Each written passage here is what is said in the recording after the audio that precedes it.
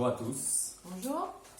Bien voilà, nous présentons, nous sommes une famille de 5 personnes avec un bébé de 5 mois. Nous habitons à Zévalos, au Moule. Donc c'est un quartier limitrophe Saint-François. Et voilà, ça explique que nous soyons sur le réseau donc, du SIAG, le réseau d'eau du SIAG. Et nous payons l'eau chez Renoc. Voilà. Donc, nous, notre quotidien, c'est la galère, c'est des jours sans eau, des semaines, quasiment tous les mois, on est coupé 12, 15 jours d'affilée. Il faut savoir que c'est d'affilée, des jours d'affilée. Donc, la douche, pour nous, c'est récupération, d'abord le bain du bébé. Donc, ce bain, l'eau du bain est récupérée pour pouvoir se laver. Donc, nous, on se lave dans une bassine. Donc l'eau qu'on se lave, donc l'eau du bébé, on se lave avec, on récupère cette eau-là et après on le met dans les toilettes pour pouvoir tirer la chasse au moins une fois. Voilà. Donc on se limite à une douche par jour. Voilà. Quand on n'a pas d'eau pour aller faire des réserves, on doit aller au point d'eau en ce moment où il y a le Covid-19 un peu partout. Donc on doit prendre des risques pour aller prendre de l'eau, on doit aller se doucher ou faire de la vaisselle dans des endroits publics sans aucune hygiène. On commence à avoir des odeurs dans les canalisations, les crapauds s'installent qui sont eux-mêmes à la recherche d'un peu de fraîcheur. Voilà, ma femme elle se réveille le matin en pleurs, on n'en peut plus, les enfants elle se demande comment elle va faire pour ses enfants, qu'elle se rend compte que ses enfants, sa famille est en danger. Donc voilà, le matin elle se réveille en pleurs, on appelle Renoc qui nous dit qu'ils ne peuvent rien faire pour nous puisqu'on est sur le réseau du SIAG. On appelle le SIAG qui nous répond qu'on n'est pas client SIAG donc ils ne peuvent rien faire pour nous. Donc notre cas est assez particulier. Donc c'est pour ça qu'on a fait quelques recherches aussi puisque nous on essaye de comprendre pourquoi il n'y a pas d'eau. Donc certes nous sommes en bout de réseau. Mais bon, même en bout de réseau, les tours d'eau ne sont pas respectés. Oui, c'est d'ailleurs le problème, c'est, voilà, nous on va parler du SIAG puisqu'on dépend d'eux, où on nous promet des tours d'eau, donc c'est bien, ils nous envoient des plannings par semaine, c'est très joli, plein de couleurs, etc. Mais ce n'est pas du tout respecté, il ne sert strictement à rien. Si d'ailleurs il était respecté, je pense que la population le vivrait mieux. On ne serait pas obligé de stocker des centaines et des centaines de litres d'eau, puisqu'on sait qu'on va être coupé 48 heures. On sait gérer. Maintenant, on est tellement habitué à ne pas avoir d'eau que oui. voilà, nous sommes des écolos. Voilà, on sait comment on peut faire, hein, puisque voilà, le problème c'est que si ces tours d'eau étaient respectés, on aurait déjà pu vivre un peu mieux. Mais ce n'est pas respecté. Là, on a cherché à comprendre pourquoi. Pourquoi? Mais vous avez tout simplement les documents qui circulent en ce moment, l'audit de l'eau de 2018, le rapport de la Cour des comptes de 2011 sur le SIAG. C'est juste une catastrophe des millions et des millions d'euros. On parle en millions d'euros, mesdames, messieurs, c'est grave, qui ont été dépensés dans des voyages, dans des journées de l'eau qui ont coûté plus de 2 millions d'euros alors qu'on aurait pu faire 2 mini ou 3 mini stations d'épuration avec cet argent-là. Excusez-moi, moi, les journées de l'eau... Plus de 80% du budget dépensé pour les journées de l'eau. Uniquement pour les journées de l'eau. C'est qui ont servi à quoi? Moi, je ne m'en rappelle même pas. Donc, il faut arrêter de prendre les gens pour des cons arrivé à un moment. On veut de l'eau dans le robinet. Moi, quand j'écoute M.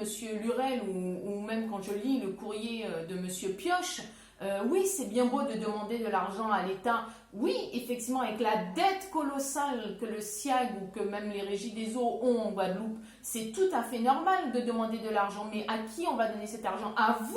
Vous, Guadeloupéens, vous accepterez que ces voleurs gardent encore cet argent-là alors qu'on a des documents qui nous prouvent que cet argent-là a été dépensé dans des choses autres que dans les travaux prévus. Il faut savoir qu'il y avait 37 chantiers prévus, que 6 ont été réalisés. Alors, certes, l'argent, normalement, est débloqué par rapport à des situations de travaux. Mais sincèrement, mesdames, messieurs, moi, je ne veux pas donner de l'argent à des voleurs. Je ne veux plus que le SIAG soit dirigé par ces gens-là. On me dit, oui, mais moi, je viens d'arriver au poste. Mais il y a combien de vice-présidents? Il n'en faisait pas partie. D'ailleurs, pourquoi il y a autant de vice-présidents au SIAG? Pourquoi le maire de Saint-François bloque l'école de Dubédou après la réquisition du préfet pour le week-end de Pâques? Parce qu'on n'était plus en week-end de Pâques. Alors, vous pensez sincèrement que ce n'est pas de la politique? vraiment, entre nous. Moi, je trouve que là, ce n'est plus une question juste qu'il n'y a pas d'eau, il y a des fuites, il y a de la sécheresse. Là, c'est juste de la politique. On se bat, on est au milieu des politiciens. Ils se servent de nous pour avoir de l'argent de l'État. Voilà, c'est tout. Mais regardez, les petits Guadeloupéens, ils n'ont pas d'eau, ils sont dans la misère, il nous faut de l'argent pour régler la situation. Non, le préfet a fait des réquisitions et il a 100% raison sur ça. Moi, je vais parler que de la réquisition de l'eau parce que moi, c'est le seul sujet qui m'intéresse. Le reste, ça m'est égal. Là, aujourd'hui, on a une réquisition pour la mise en danger de la vie d'autrui. Et il a entièrement raison parce que la mise en danger de la vie d'autrui a plusieurs points à respecter pour pouvoir être vraiment valable. Et ces points existent. Alors, il faut savoir, le premier point, existence d'une obligation particulière de sécurité ou de prudence imposée par la loi ou le règlement. Alors, il y a un texte de loi, c'est le droit à l'eau potable, comme le stipule l'article 210.1 du Code de l'environnement. Je vous incite, messieurs, dames, à aller regarder, jeter un œil, vous verrez.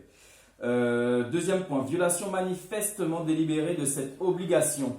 Alors, les tours d'eau ne sont pas respectés, plusieurs semaines sans eau, défaut de communication, on ne sait pas ce qui se passe, on n'est pas prévenu des coupures, voilà. Donc ça, c'est totalement délibéré pour au moins nous tenir au courant.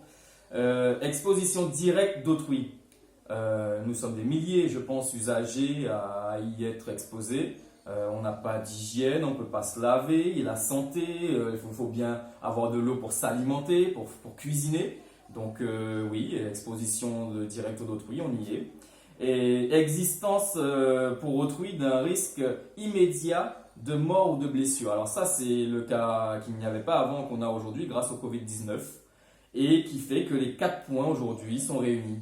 Donc effectivement, on se retrouve avec ces 4 points réunis où on a donc bien une mise en danger de la vie d'autrui. Oui, donc si vous n'acceptez plus cela, nous, on n'est pas en train de faire de la politique, on n'est pas du tout dans la politique, mais on s'aperçoit, parce qu'on a fait des recherches, comme beaucoup d'entre nous, on est des centaines sur Saint-François à se regrouper, pour faire des recherches, pour comprendre ce qui se passe, parce que personne n'est capable de nous expliquer la situation, et ben voilà, on s'aperçoit que c'est purement politique. Donc mesdames, messieurs, si vous voulez nous aider à continuer à monter justement cette association, ce regroupement de personnes et de faire valoir nos droits, parce que moi personnellement, ce n'est pas normal qu'en Guadeloupe, qu'en métropole, qu'en France, il y ait de la mise en danger de la vie d'autrui parce qu'il n'y a pas d'eau dans les robinets. C'est inadmissible. Moi, moralement, je n'en peux plus. Physiquement, je n'en peux plus. C'est plus possible de vivre comme ça. C'est juste pas possible. Donc, si vous êtes intéressés, si vous voulez nous aider à trouver une solution et à changer les dirigeants qui sont en poste, car malheureusement, il n'y a que des gens qui font partie des mairies, des agglomérations, que des problèmes comme ça. Donc, s'il vous plaît, aidez-nous et mettons quelqu'un de compétent dans la direction de l'eau en Guadeloupe. Vous envoyez un mail à ausecours@gmail.com. EAUSECOURT @gmail.com.